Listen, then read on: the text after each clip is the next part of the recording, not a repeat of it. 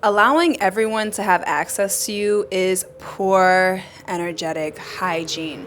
I'm talking to you, coaches, healers, spiritualists. Yeah, you too. And even if you don't fall into that category, I need to break this down for you, because once you learn this lesson, everything starts to shift. And don't worry, I see you. I see you. You're someone maybe who has gone through an awakening and you have lost a lot of people.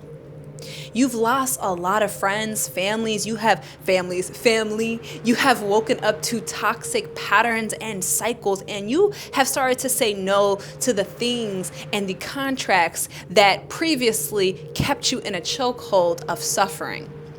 And now you're at a space where you have an open heart. You're ready.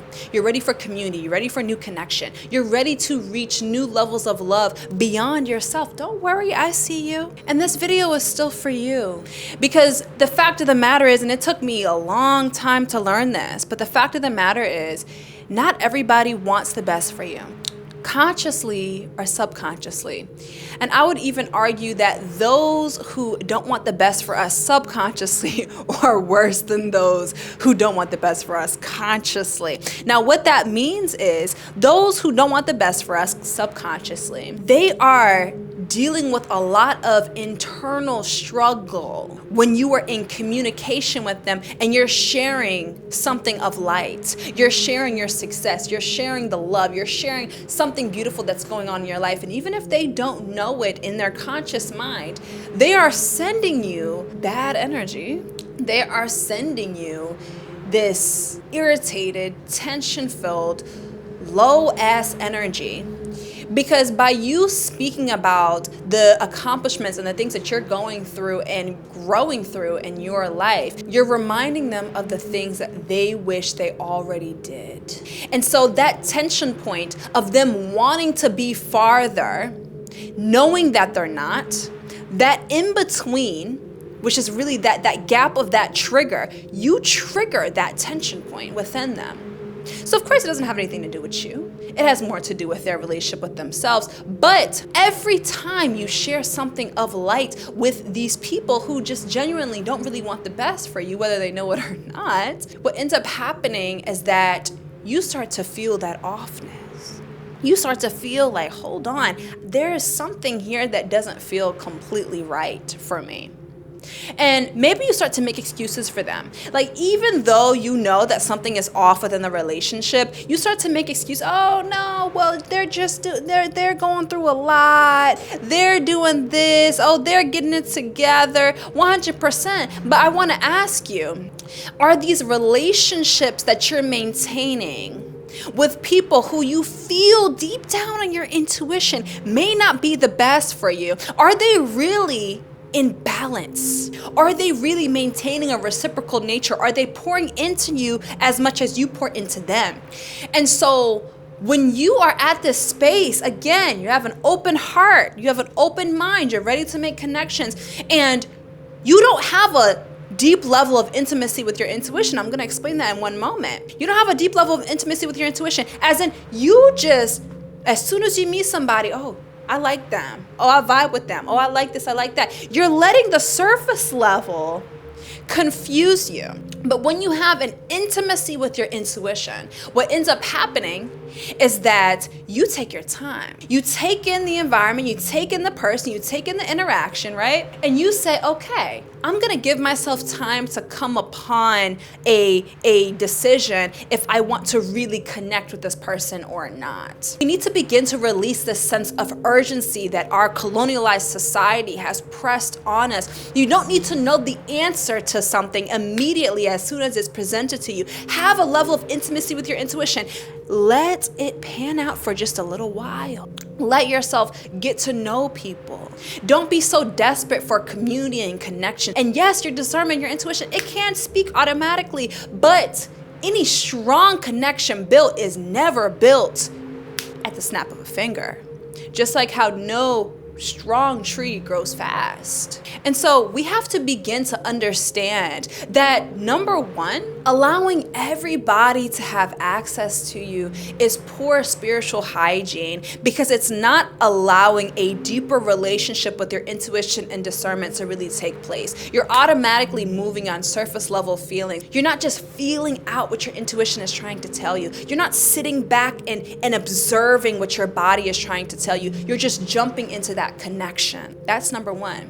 Now, number two, I want to speak to the entrepreneurs. I want to speak to the spiritualists. I want to speak to the healers. I want to speak to the coaches for just one moment here. If you try to be everything for everybody, your books is always open. Everybody could be your client. You just want to help. You just want to help. You just want to help. I want to just challenge you on something. Does that desire to help, does it come from a space of power, or does it come from a space of trying to make your environment feel more safe? Let me give you an example. You may be constantly trying to help everybody that comes to you because you have grown up feeling like it was your responsibility to maintain balance, equilibrium, and peace in your external environment. And so when you grow up with that responsibility, even as a child, and what you constantly tell yourself is, okay, other people don't have the capacity to make me feel safe. And so when you start to grow up in an unsafe environment, emotionally, spiritually, physically, you put the burden on yourself to create that sense of safety as a way of regulating your own nervous system. And then through that feeling, through that need, through that subconscious attachment and that subconscious role rather that you've adopted, what ends up happening is that you associate your self-image and your identity with the fixer, with the person who can solve all, with the person who is here to make sure everyone is okay. And so then when you get into business, you launch your program, you launch your coaching, you launch whatever the case is, you end up saying yes, yes, yes, yes, yes to everybody because you still haven't regulated your nervous system and calibrated your nervous system to a space of abundance. You're still operating out of survival. And so then what ends up happening is, shit, maybe yeah, you get some bookings. Maybe yeah, good things happen and X, Y, and Z, cool. But then you burn out. Just like how you burned out when you were a child. Just like how you may have burned out when you were a teenager. You remember some of those, maybe you've been through this, maybe you haven't. I know I have. You get to a point where you just blow up.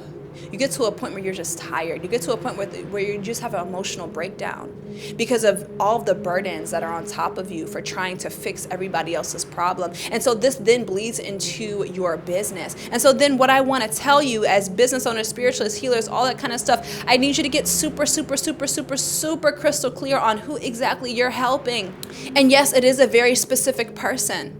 Because you did not come here to experience every purpose on earth. You came here to experience a specific energy, but your purpose is not a title, it's an energy, it's an energetic expression, it's a feeling. And so when you get clear on exactly what you came here to do, then you'll get clear on who exactly you came here to help. And so inherently, that limits access, but that also creates a literal streamline between you and your dream clients. The dream clients that are going to respect you, the dream clients who you're really going to be able to move into results with, real-time results, real-time life-changing results. And so you have to begin to understand that refining your gift also means refining your audience. You're not for everybody.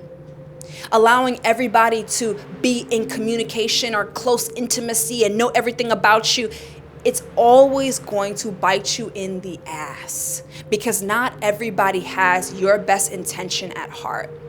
And trust me and believe me, ooh, my left ear is ringing. All my ancestors are speaking, child. Let me go to the altar after this video.